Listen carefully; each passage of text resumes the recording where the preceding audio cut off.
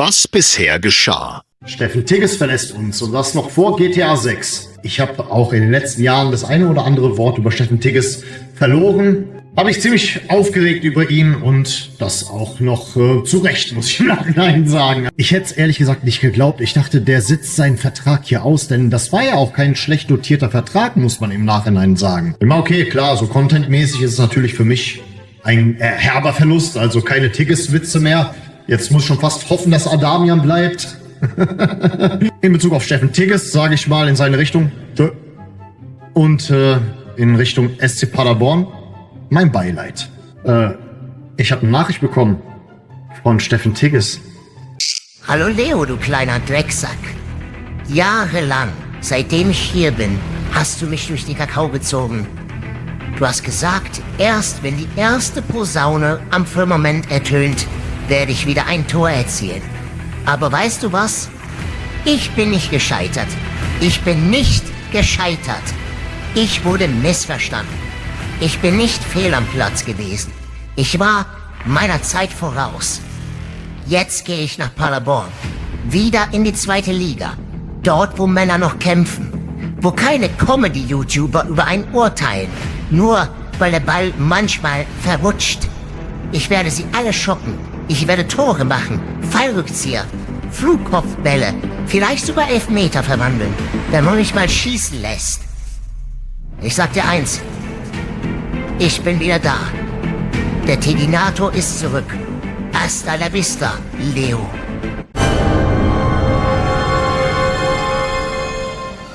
Hallo, Moje, Jode da. Herzlich willkommen auf meinem kleinen, bescheidenen Kanal. Ich bin der Leo. Schön, dass ihr eingeschaltet habt. Ja, liebe Freunde, ich glaube, ich bin jemandem eine klitzekleine Entschuldigung schuldig an der Stelle.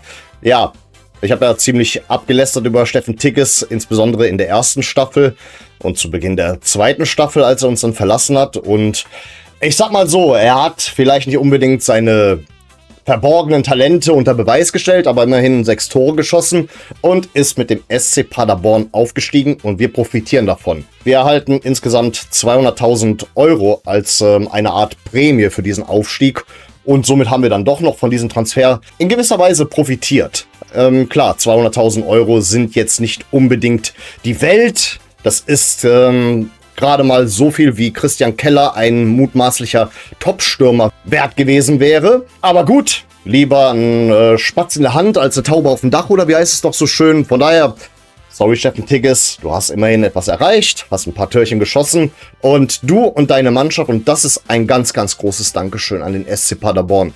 Vielen Dank, das, was ihr da erreicht habt. Ihr habt eine ganze Nation glücklich gemacht, zumindest alle Traditionalisten. Wirklich, ihr seid die Helden Deutschlands. Danke, danke. Ein Kommerzverein weniger in der Bundesliga. Ich hoffe, das ist ein Trend. Ich hoffe, ihr habt einen Trend damit eingeleitet. Wirklich, ich gönne euch das. Ich gönne euch das. Das ist dann lustigerweise dann in Zukunft das 3. Mal, dass wir über euch sprechen auf diesem Kanal. Im Sinne eines Spieltagstalks, höchstwahrscheinlich. Und ja, Wiedersehen macht Freude. Einfach nur danke. Danke, was... Wirklich, ich musste das thematisieren. Ihr wisst gar nicht, was das für eine Erlösung und Genugtuung war. Und an den VfL Wolfsburg. Jetzt eine kleine Challenge an euch. Nicht, dass ich irgendeine Relevanz hätte oder sowas, aber kommt, wir Traditionalisten, falls das irgendwie alle Traditionsfans da draußen hören, lasst uns dem VfL Wolfsburg eine Chance geben.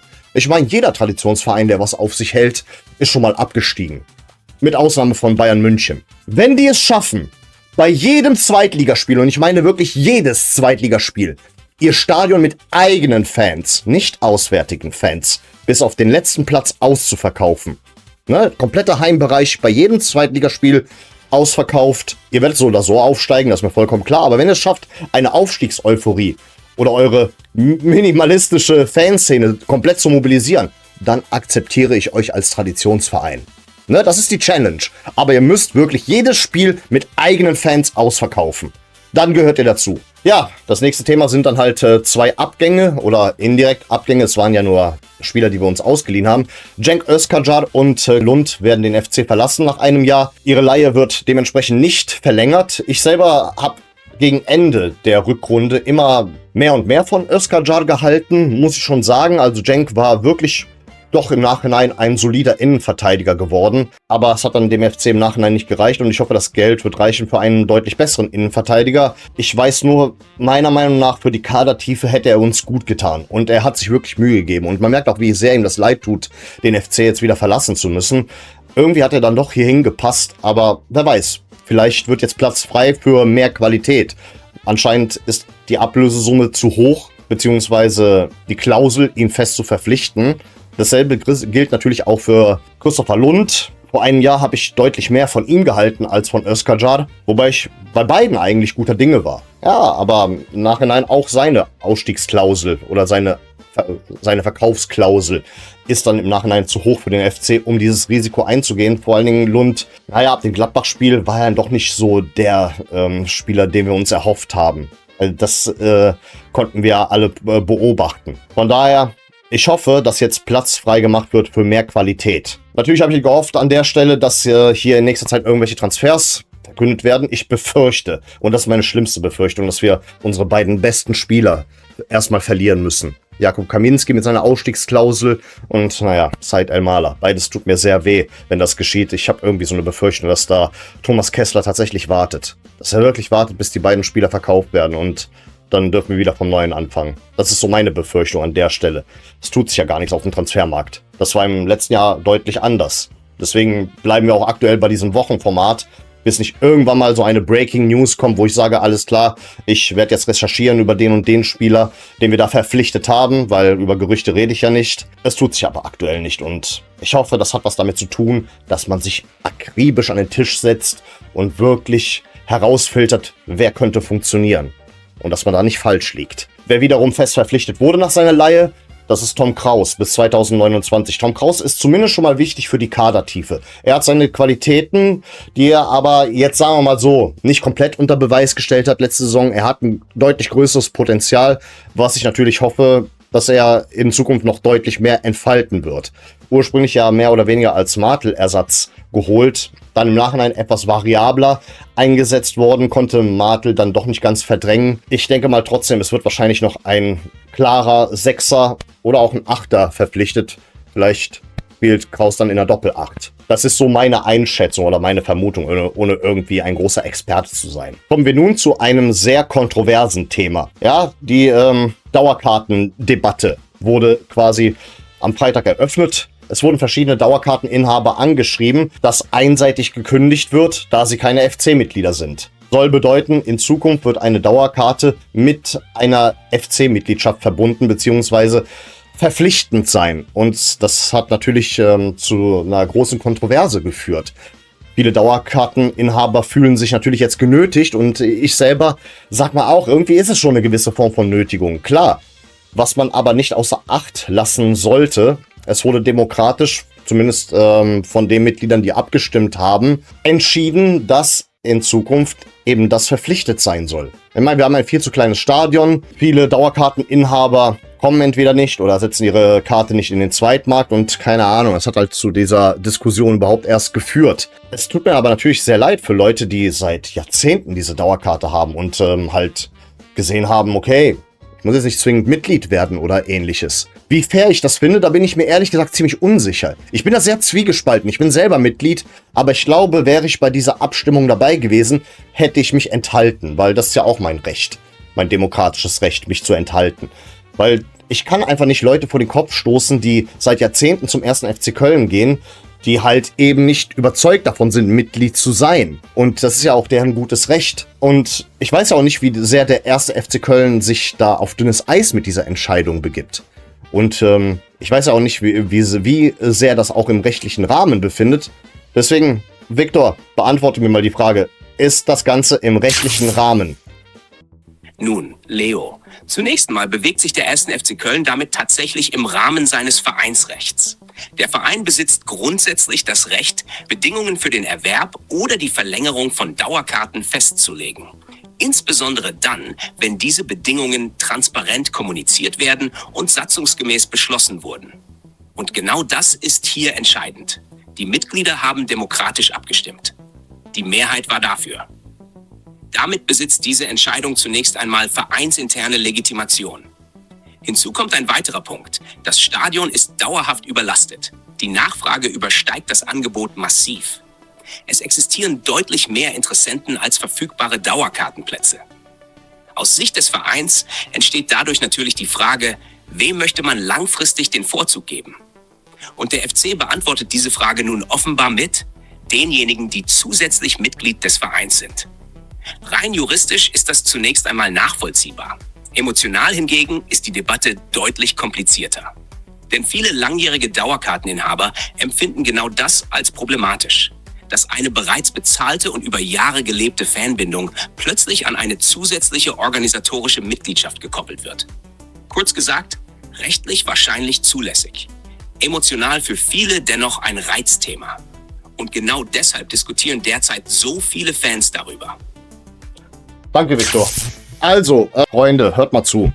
Ich persönlich halte das doch für recht kontrovers. Ja, der FC ist da im Recht und die Mitglieder haben auch entsprechend abgestimmt. Nur wie gesagt, ich selber hätte mich wahrscheinlich enthalten, weil ich habe auch Respekt vor diesen jahrelangen Dauerkarteninhaber, die sagen, ich möchte einfach nicht Vereinsmitglied sein. Wozu? Warum muss ich mein Fantum mit irgendeinem Zertifikat unter Beweis stellen? Ich kann es verstehen. Ich bin ja selber zwar Mitglied, aber wir leben ja auch in einer Demokratie und wir leben auch in einer gewissen Form von Meinungsfreiheit. Und irgendwie, guck mal, ihr wisst ja, ich bin Serbe und damit auch ehemaliger Jugoslawe. Wisst ihr, Jugoslawien, das war kein 100%iger Kommunismus. Du durftest auch gläubig sein, du wurdest nicht verfolgt, wenn du irgendwie deine Religion ausgeübt hast. Also deine Überzeugung ausgeübt hast. Aber du wurdest benachteiligt. In welchem Sinne? Vorteile auf dem Arbeitsmarkt, bei der Wohnungssuche, in Sachen Arbeit im Staatsdienst und sonstiges genossen nur Parteimitglieder. Mein Opa wäre beinahe Parteimitglied geworden, weil er wollte diese Privilegien genießen. Er war zwar nicht irgendwie Atheist oder sowas oder 100% überzeugter Kommunist oder Sozialist, aber er wollte diese Privilegien genießen. Aber meine Oma hat es verhindert. Weil meine Oma eine sehr gläubige Frau war. Sie war wirklich überzeugt davon, dass es nichts Gutes ist, Parteimitglied zu sein, weil es auch etwas damit unterstreicht. Und somit wurde mein Opa kein Parteimitglied. Und ja, meine Mutter und ihre Familie genossen halt nicht so diese Privilegien. Und deswegen haben sie in Serbien jetzt nicht unbedingt besonders mittelständig gelebt. Ne? Ich habe mich immer gewundert, warum kommt sie überhaupt nach Deutschland, wobei doch Jugoslawien zu der Zeit eine sehr funktionierende Gesellschaft war. Und das war der Grund. Und ja, irgendwie diese Mitgliedschaft hat in dem Kontext beinahe etwas von diesem Parteibuch. Ne? So hast du kein Parteibuch, dann hast du auch nicht die Privilegien. Das ist zumindest so meine Einschätzung. Irgendwie fühlt es sich so an. Ich muss nicht damit recht haben, aber es fühlt sich ein bisschen so an. Der Unterschied ist nur, dass das demokratisch entschieden wurde.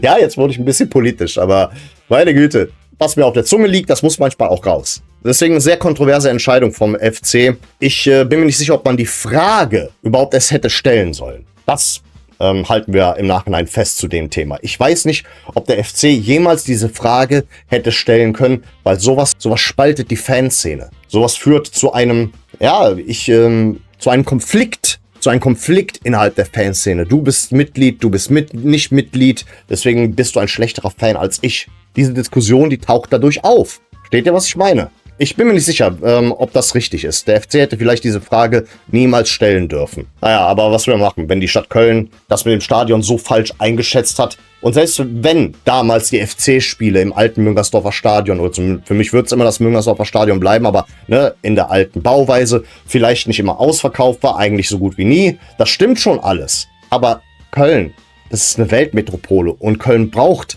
ein Stadion von mindestens 60.000. Einfach aus Prinzip. Da kann es ja nicht sein, dass Borussia Mönchengladbach mindestens 5.000 Zuschauerkapazität mehr hat als wir. Das kann es ja nicht sein. Da hat die Stadt Köln schon im Voraus falsch entschieden und das zu unserem Nachteil. Und aus irgendeinem Grund können wir dieses Stadion nicht ausbauen. Und jetzt hängen wir da und haben einen Spalt innerhalb der Fanszene. Aber wir haben anscheinend so viele Mitglieder, dass das wahrscheinlich unter den Mantel des Schweigens gelegt wird mit der Zeit. Diese Diskussion wird sich leider mit der Zeit legen, weil viele Dauerkarteninhaber werden jetzt wahrscheinlich auf Krampf und auf die Schnelle Mitglieder werden.